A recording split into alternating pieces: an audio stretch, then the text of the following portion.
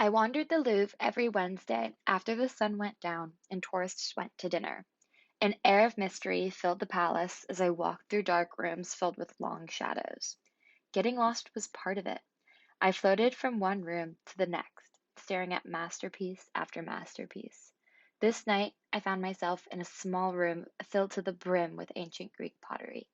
The floors were creaky, so I stepped carefully towards each item for inspection.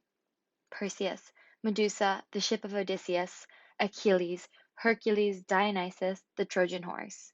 Familiar stories appeared once, twice, then three different times. One after the next, I looked until they began to all blur together. I peeked into the next room. More Greek pottery. And the next room, Greek pottery. And the next room, Greek pottery. I moved into the next gallery, meandering through the room, looking at objects from a distance. I wove in and out of small, identical rooms.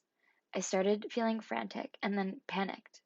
I hadn't seen another person in over a half hour and was jumpy from the sound of my own footsteps. Paranoid, I took a breath. The vastness of space, the quantity of objects, and my aloneness completely overwhelmed me. What was happening? I looked forward to this time every week. I stood frozen in the middle of a gallery, objects blurred as I held back my tears. On the metro back home, this feeling began to melt away. I was back to the hustle and bustle of the city, and I tried to make sense of what had just happened. It came to me that I was small. I was vulnerable. I had shut down, and that was okay. I leaned back in my seat and closed my eyes.